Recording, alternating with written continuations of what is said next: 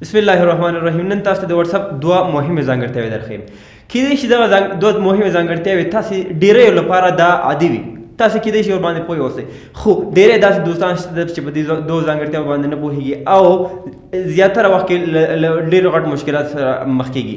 ولې چې دا دوه ځانګړتیاوې به زه تاسو ته لومړی تشریح کوم او ووایم چې کومې کومې دي. لومړی کله چې تاسو چا سره چیټ کوئ، تاسو مثلا یو کال مخکې کوم چا سره چیټ کړی، هغه بیک اپ تاسو سره باید موجود وي. کېدای شي تاسو سره ډېر زیات مهمه ډیټا په هغه چیټ کې تاسو یو بل ته میسجونه کړي وي، یا مثلا تاسو عکسونه لیږلي وي، یا تاسو یو فایل لیږلی وي، هغه کې تاسو ډېر زیات مهم یو پیغام وي یا یو مهم ډاکومنټ وي، هغه تاسو لپاره ډېر مهم دی. که چیرته تاسو بیک اپ نه وي اخیستی، یعنی په واتس اپ کې تاسو هغه ایمیل نه وي اډ کړی د بیک اپ لپاره، نو تاسو نشئ کولی چې کومه ډیټا چې په واتس اپ کې موجوده ده یا یو کال مخکې تاسو کوم میسجونه کړي دي هغه تاسو بیرته ریکور کړئ. دویمه ځانګړتیا یا دویمه طریقه هغه د عکسونو یا ډاکومنټ چې کوم یا ویډیوګانې تاسو درلیږل کېږي هغه د آټو ډاونلوډ طریقه ده. زیاتره وخت کې تاسو ته ملګري یو عکس درلیږي یا یو ډاکومنټ یا یو فایل درلیږي یا یو ویډیو درلیږي، تاسو ته هغه ډېر زیاته مهمه ده.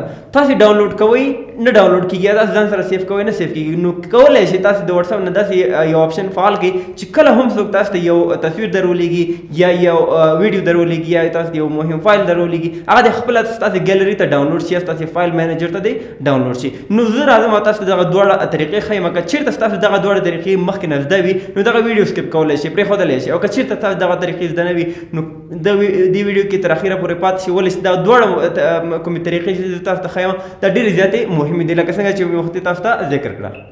ښه، نو زه راځم خپل موبایل ته، د موبایل له لارې تاسو ته ښیم چې څنګه کولی شئ تاسو دغه دواړه طریقې چې کومې وختي ما تاسو ته ښودلې د تاسو ورباندې ان کولی شئ، یا هغه د طریقې درته په موبایل کې ښیم. ښه، تر ټولو لومړی به تاسو راشئ، واتس اپ به تاسو اوپن کړئ. په دې کې به تاسو دغه درې نقطو باندې کلیک وکړئ. له هغې وروسته تاسو به په دې سیټینګ باندې کلیک وکړئ. د بیک اپ لپاره به تاسو په دې چیټ باندې کلیک وکړئ. په لاندې برخې ته به راشئ، ګورئ دلته لیکلي چیټ بیک اپ، نو تاسو به په دې بیک اپ باندې کلیک کوئ. ګورئ دلته ما له مخکې نه ځان سره ایمیل پکې اډ کړی دی، نو هغه بیک اپ هره ورځ اخلي. تاسو کولی شئ کله چې تاسو راشئ دلته چیټ بیک اپ باندې کلیک کړئ، په دې کې تاسو نه ایمیل غواړي چې ګوګل اکاونټ، تاسو په دې باندې کلیک کوئ، ګوګل اکاونټ پکې اډ کولی شئ.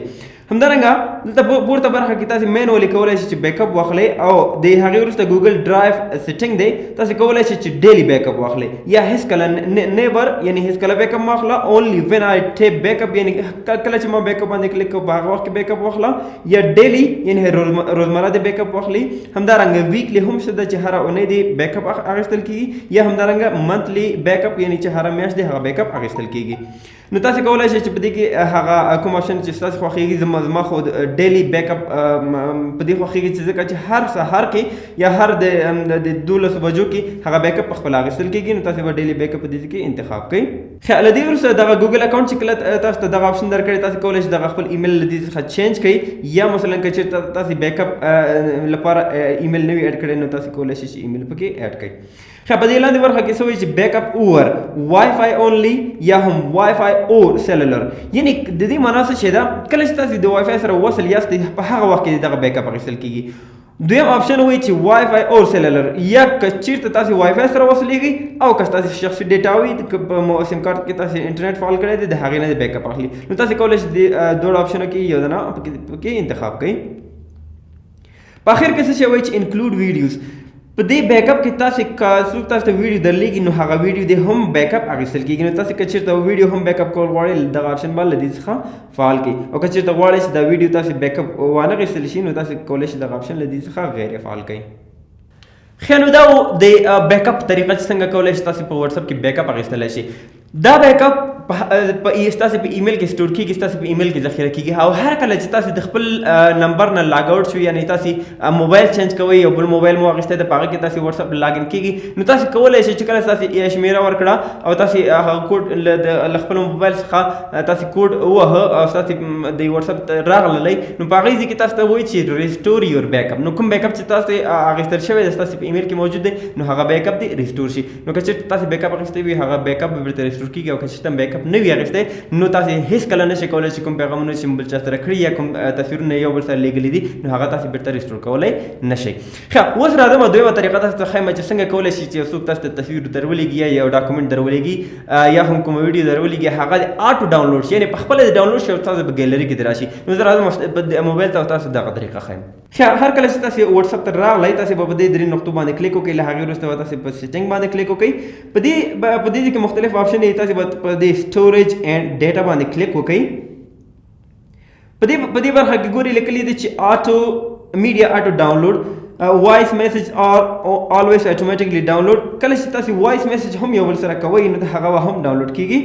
په دې کې څه شی چې وین یوزینګ موبایل ډیټا کله چې تاسې د موبایل ډیټا څخه استفاده کوئ نو څه شی دی د آټو ډاونلوډ شي یوازې عکسونه یا هم همدارنګه آډیو ویډیو ډاکومنټ. که تاسې غواړئ چې تاسې کله خپل ډیټا څخه استفاده کوئ یعنې خپل انټرنیټ څخه استفاده کوئ وای فای سره وصل نه یاستئ نو تاسې کولی شئ چې په دې کې یو آپشن انتخاب کړئ یا په دا ټولې آپشن یې له دې څخه انتخاب کړئ یعنې چې کوم ستاسې ضرورت دی هغه تاسو له دې څخه انتخابولی شئ او عکسونه او ویډیو او همدارنګه آډیو به پخپله ستاسې په حافظه کې ډاونلوډ کیږي.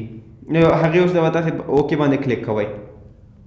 ښه دویم آپشن یې ورکړی چې وین کنیکټډ ټو وای فای کله چې د وای فای سره وصلېږي نو ټول دې ډاونلوډ شي. دا په دې معنا باندې چې که چېرته تاسې نه غواړئ چې ستاسې د انټرنیټ زیات مصرف شي نو تاسې کولی شئ چې یوازې په هغې ځای کې عکسونه انتخاب کړئ او په وای فای باندې تاسې کولی شئ چې ټول هغه ډاکومنټ چې کوم دي فوټوز آډیو ویډیو ډاکومنټس هغه تاسې له دې څخه انتخابولی شئ. ښه په اخر کې به تاسې په اوکې باندې کلیک وکړئ.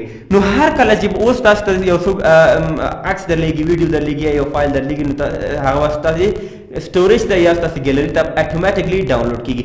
نو دغه دواړه زما له نظر ډېرې زیاتې مهمې طریقې ولې چې زیاتره ملګرو په دې اړه په پوښتنه هم کړې وه او زما له نظر په دې مهمه ده که چېرته تاسو یو چا سره بیک اپ کړی وي او په خاص ډول هغه کسانو ته چې هغوی کاروبار کوي کاروبار وي شخصي کاروبار وي هغوی یو بل چا سره ډیلینګ کوي او میسج مو لیږلی وي او هغه تاسو سره د ثبوت په شکل باندې پروت وي نو دا ډېره ښه خبره ده. نو اوس لپاره ښه وخت ولرئ. الله مو مرچ.